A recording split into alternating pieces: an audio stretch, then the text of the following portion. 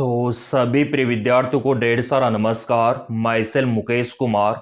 जैसा कि मेरे प्रिय विद्यार्थियों यहाँ पे आप ऑफिशियली अपडेट देख पा रहे होंगे, आज के इस वीडियो में हम बात करने वाले हैं कि नीट 2026 का फॉर्म भरने के लिए कौन कौन से डॉक्यूमेंट्स आपको चाहिए। क्योंकि यहाँ पे अपडेट आ चुका है फॉर्म का, तो आपको डॉक्यूमेंट्स पहले से ही तैयार करके रखना होगा। एक भी दस्तावेज कम नहीं होना चाहिए। अगर आपका एक भी डॉक्यूमेंट्स कम रहा या फिर आपके डॉक्यूमेंट्स में कुछ गलतियां हैं तो आप फॉर्म नहीं भर पाओगे। तो इन गलतियों को और डॉक्यूमेंट्स की कमी को पहले ही सुधार लेना। तो चलिए यहाँ पे देख लेते हैं, पूरा लिस्ट आ चुका है डॉक्यूमेंट्स रिक्वायर्ड फॉर नीट 2026। ठीक है, और यहाँ पे आप देख सकते हो ये यहाँ पे इंडिया टुडे का न्यूज है जिसमें बहुत ही जल्द नीट एप्लीकेशन फॉर्म के बारे में बताया गया है। ठीक है, और वैसे एनटीए ने खुद बोला है कि 2026 का एप्लीकेशन फॉर्म बहुत ही जल्द हम जारी करेंगे, क्योंकि एनटीए ने जेई का फॉर्म स्टार्ट कर दिया, यूजीसी नेट के बारे में भी अपडेट आ गया और सीयूटी के बारे में भी बोल रखा है जल्दी फॉर्म आएगा। तो इस बार नीट का एप्लीकेशन फॉर्म बहुत ही जल्द आपको देखने को मिलेगा। तो ये दस्तावेज पहले से तैयार करके रख लो। सबसे ज्यादा जरूरी है क्लास 10th का मार्कशीट। ठीक है, ये देखिए क्लास 10th का मार्कशीट, और इसमें आपका डेट ऑफ बर्थ रहता है इसलिए। अब यहाँ पे इन्होंने बोल रखा है 12th का मार्कशीट। तो देखो मेरे प्रिय विद्यार्थियों, 12th का मार्कशीट इतना ज्यादा जरूरी नहीं है, क्योंकि आप में से बहुत सारे प्रिय विद्यार्थी अभी स्टडी कर रहे होंगे, 12th में पढ़ाई कर रहे होंगे। तो आपके पास कहां से आएगा 12th का मार्कशीट? तो 12th का मार्कशीट जरूरी नहीं है। जरूरी यह है कि आपके 12th में फिजिक्स, केमिस्ट्री, बायोलॉजी विषय होना चाहिए और आपका एज, आपका उम्र दिसंबर 2026 तक 17 साल होना चाहिए। प्रेजेंट टाइम पे नहीं है, कोई दिक्कत नहीं। 16 साल 8 महीना है तो भी कोई दिक्कत नहीं, 16 साल 6 महीना है तो भी कोई दिक्कत नहीं, लेकिन दिसंबर 2026 तक आपका उम्र 17 साल हो जाना चाहिए।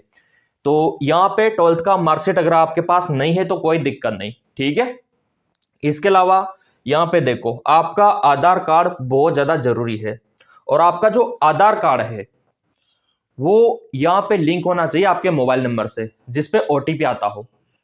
ये बहुत ही ज्यादा जरूरी है। अगर लिंक नहीं है तो करवा लेना, आपका आधार लिंक होना चाहिए। ठीक है, और इतना ही नहीं, आपका जो आधार कार्ड है उसमें आपका जो नाम है, आपके पिताजी का जो नाम है और आपका डेट ऑफ बर्थ है वो 10वीं की मार्कशीट से मैच होना चाहिए। अगर दोनों में कुछ अंतर है तो आपको सही करवाना होगा, नहीं तो आपको फॉर्म भरने में दिक्कत आ सकती है। तो मैच करवा लेना आपका जो 10वीं का मार्कशीट है और आपका जो आधार कार्ड है। यहां तक कि एड्रेस भी आपका सेम होना चाहिए सारे दस्तावेजों में, वो भी बहुत जरूरी है। तो ये आधार कार्ड हो गया, और आपका पासपोर्ट साइज का फोटो वो तो हो ही जाएगा उसी टाइम पे। जब आप फॉर्म भरने जाओगे तो पासपोर्ट साइज का फोटो तो उसी टाइम पे खिंचवाना है, पहले का नहीं चलेगा, क्योंकि वहां पे नया मांगा जाता है। तो उसी टाइम पे लाइव फोटो आपको खिंचवाना होगा व्हाइट बैकग्राउंड के साथ, है ना। और यहाँ पे डेट मेंशन होना चाहिए, मैं आपको पहले बता रहा हूँ। जो आप फोटो खिंचवाओगे उसमें यहाँ पे डेट मेंशन होना चाहिए कि इस डेट को फोटो हमने खिंचवाया। ठीक है, और सिग्नेचर ये तो आपको अपलोड करना होगा, और यहाँ पे वैलिड आईडी प्रूफ जो मैंने आपको बताया। कैटेगरी को लेके विद्यार्थी कंफ्यूज रहते हैं। जो आपका कैटेगरी का सर्टिफिकेट है, जाति प्रमाण पत्र, यह आपका बहुत ज्यादा जरूरी है, क्योंकि इससे आपको रिजर्वेशन मिलता है, आरक्षण मिलता है। तो यहाँ पे आपका दो प्रकार का रहता है, एक तो सेंट्रल का रहता है और एक स्टेट का रहता है। तो यहाँ पे आप सोच रहे होंगे सर सेंट्रल का बनवाना है या फिर स्टेट का। तो देखो मेरे प्रिय विद्यार्थियों, आपका ऑल इंडिया काउंसलिंग होता है ना, एमबीबीएस के लिए, और एक स्टेट का होता है। तो आप ऑल इंडिया काउंसलिंग में भाग लोगे ना, तो आपको सेंट्रल का कास्ट का सर्टिफिकेट अप्लाई करना होगा, वही मान्य होगा। और अगर आप स्टेट काउंसलिंग तक सीमित रखते हो तो आपका स्टेट वाला सर्टिफिकेट आ गया समझ में। तो यह आपके ऊपर डिपेंड करता है कि आपको ऑल इंडिया में सीट चाहिए या फिर आपके राज्य में सीट चाहिए। तो मैं तो यही कहूंगा दोनों प्रकार के बनवा लेना, ताकि आप नीट एग्जाम देने के बाद जब ऑल इंडिया कोटे की काउंसलिंग करवाओ तो भी आपको फायदा मिले, और स्टेट की करवाओ तो भी आपको फायदा मिले। तो दोनों प्रकार के आप बनवा सकते हो। ये देखिए कैटेगरी का सर्टिफिकेट। फिर आपका मूल निवास, ये दोनों नए होने चाहिए। देखो ज़्यादा पुराने नहीं चलेंगे, जाति प्रमाण पत्र भी नया होना चाहिए। अगर आपका पहले का बना हुआ है तो रिन्यू आपको करवाना होगा उसको, है ना, क्योंकि जाति प्रमाण पत्र कास्ट का सर्टिफिकेट पुराना नहीं चलेगा। आपको अगर बना हुआ नहीं है तो नया बनवा लो, अगर बना हुआ है तो रिन्यू करवा लो, सिंपल। फिर आपका आ जाता है यहाँ पे मूल निवास। मूल निवास में आप, ये तो पुराना भी चल जाएगा, कोई दिक्कत नहीं, ठीक है। और ये देखिए, ये तो आप जैसे फॉर्म भरोगे ना, ये तो कंपल्सरी है दस्तावेज सारे के सारे। और अभी आपको ऑफिशियल वेबसाइट पे भी दिखा देते हैं, ये आपका ऑफिशियल वेबसाइट एनटीए का। और काउंसलिंग के टाइम पे कौन से दस्तावेज आपको लगाने हैं वो भी मैं आपको दिखा दूंगा। चैनल सब्सक्राइब कर रखा है तो कोई दिक्कत नहीं, जैसे यहाँ पे लिंक एक्टिवेट होगा तुरंत आपको मिल भी जाएगा वीडियो। अगर आप एनटीए के ऑफिशियल वेबसाइट पे देखोगे तो यहाँ पे बहुत ज़्यादा अपडेट आपको देखने को मिलेगा। रिफ्रेश करके मैं आपको दिखाता हूँ यहाँ पे, ये देखिए, क्योंकि इस बार जेई वालों के लिए भी बोला है कि आपका आधार अपडेट होना चाहिए, तो ऑब्वियसली बात है नीट वालों के लिए भी कंपलसरी है। ये यूजीसी नेट का आप देख लो अपडेट, और ये ऑनलाइन एप्लीकेशन फॉर्म करेक्शन वगैरह ये बहुत सारों के आ चुका है। ये जेई का फॉर्म स्टार्ट है, यहाँ पे देख लो आप 2026 के लिए, तो जेई का आ चुका है, तो अब बारी नीट वालों की। तो इसलिए दस्तावेज जो मैंने आपको बताए वो तैयार करके रख लो आप, कभी भी लिंक एक्टिवेट हो सकता है मेरे प्रिय विद्यार्थियों। यहाँ पे एनटीए इस बार खा पी सकता है, इसलिए आप काम पहले से कर लो तो बढ़िया है ना, ताकि किसी प्रकार की समस्या ना हो। मैं यही चाहता हूं कि मेरे प्रिय विद्यार्थियों को किसी भी प्रकार की समस्या ना हो, इसलिए मैं आपको पल पल में अपडेट करता रहता हूं।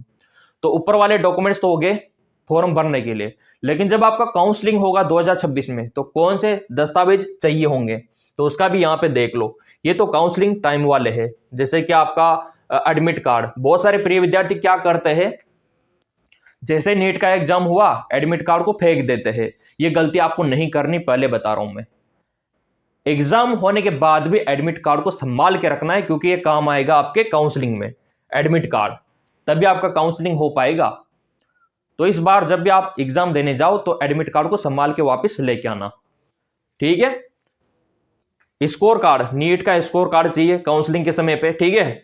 और आपका डेट ऑफ बर्थ का सर्टिफिकेट यानी कि 10वीं का मार्कशीट, और आपका डोमिसाइल यानी कि आपका मूल निवास, कास्ट का सर्टिफिकेट, फीस का रिसिप्ट, जो आप ऑनलाइन काउंसलिंग करवाओगे ना 2026 में, उसका रिसिप्ट आप संभाल के रखना, काउंसलिंग में काम आएगा। फिर आपका अलॉटमेंट लेटर, वो जब आप ज्वाइनिंग के लिए जाओगे कॉलेज में तो अलॉटमेंट भी आपको संभाल के रखना है, ठीक है। 10वीं और 12वीं का मार्कशीट, क्योंकि जब आपका काउंसलिंग होगा तब तक तो आपका मार्कशीट भी आ जाएगा, ठीक है। आधार कार्ड और माइग्रेशन का सर्टिफिकेट, जहां से आपने 12th किया है वहां से मिलेगा आपको माइग्रेशन का सर्टिफिकेट, ठीक है। और टीसी, आपका ट्रांसफर सर्टिफिकेट, और पेरेंट्स का पैन कार्ड, ठीक है। और यहाँ पे अगर आप देखो विकलांग हो तो आपका जो पीडब्ल्यूडी का सर्टिफिकेट है वो भी आपको अप्लाई करना है। जब आप फॉर्म भरोगे तब भी, अगर आप ईडब्ल्यूएस में आते हो ना तो भी आपको वो अपलोड करना होगा, क्योंकि गवर्नमेंट को तभी पता लगेगा कि आप इस श्रेणी में आते हो। ये भी हो गया। मेडिकल फिटनेस, ये काउंसलिंग समय पे, करेक्टर का सर्टिफिकेट और एक एफिडेविट, तो ये दस्तावेज आपको काउंसलिंग के समय चाहिए। ये सारे के सारे ये लिस्ट आपके लिए। और ऊपर वाले जो मैंने आपको दिखाए, आपका डोमिसाइल हो गया, कैटेगरी हो गया, आईडी प्रूफ हो गया, फोटोग्राफ यानी कि पासपोर्ट साइज का फोटो, सिग्नेचर, है ना, और आधार कार्ड, 10वीं का मार्कशीट, ये फॉर्म भरते समय आपको चाहिए। और जो भी आपके पास एक्स्ट्रा कुछ है, जैसे मान लो आप AWS में आते हो तो उसका सर्टिफिकेट, विकलांग हो तो उसका सर्टिफिकेट, ताकि आपको रिजर्वेशन मिल सके। ये आपका रहने वाला है, ये देखिए, वो तो मैं आपको टेलीग्राम पे भी दे दूंगा, कोई दिक्कत वाली बात ही नहीं है। नीट यूजी 2026 आपका फीस क्या रहेगा वो देख लो आप। पैसा भी तो चाहिए ना फॉर्म भरने के लिए, तो कितना पैसा आपको तैयार करके रखना है पहले से। तो यहाँ पे आप देख सकते हो, अगर आप जनरल में आते हो तो मात्र 1700 रुपये, अगर आप ओबीसी में आते हो, ईडब्ल्यूएस में आते हो तो 1600 रुपये, और आप SST में आते हो, PWD में आते हो तो 1000 रुपये। और ये बाहर के स्टूडेंट के लिए 9,500, जो इंडिया के बाहर वाले हैं ना उनके लिए। तो आप तो इंडिया के हो तो ये आप देख लो, ये आपका फीस रहेगा, ये आपका फीस रहने वाला है, क्योंकि नीट का एग्जाम देने के लिए जो खर्चा होता है सरकार आपसे वहन करती है, क्योंकि वहाँ पे एग्जाम सेंटर पे व्यवस्था करना, पेपर और जो OMR सीट होती है वो प्रोवाइड करवाना, उनका खर्चा रहता ही है। तो ये भी आपका हो गया, कोई दिक्कत ही नहीं है। दस्तावेज मैंने आपको बता डाले सारे के सारे। अब कुछ कमियां हैं तो बनवा लो, कुछ गलतियां हैं तो उनको सुधरवा लो दस्तावेजों में, क्योंकि एनटीए ने पहले बोल रखा है कि आधार अपडेट होना चाहिए, लिंक होना चाहिए मोबाइल नंबरों से, और 10वीं और 10वीं की मार्कशीट में जो नाम पता है उससे मैच होना चाहिए। ये स्पेशली एनटीए ने बोला है, जो मैंने आपको बताया है, ताकि आप अलर्ट रहो मेरे प्रिय विद्यार्थियों। फॉर्म बहुत ही जल्द आने वाले हैं, हो सकता है अगले महीने आपको देखने को मिल जाए। सब्सक्राइब कर रखा है चैनल तो कोई दिक्कत ही है नहीं, क्योंकि सब्सक्राइब कर रखा होगा तो जैसे ही इसका लिंक एक्टिवेट होगा तुरंत आपको वीडियो मिल जाएगा, क्योंकि ये चैनल है नीट वालों का। इतना कुछ बताने के बावजूद भी थोड़ा बहुत डाउट रह गया हो तो आप कमेंट करके बता देना कि सर हमको ये डाउट रह गया है, तो मैं आपको कमेंट के माध्यम से रिप्लाई दे दूंगा। बाकी सब्सक्राइब कर लेना ताकि अगला अपडेट आपको सबसे पहले मिले। धन्यवाद।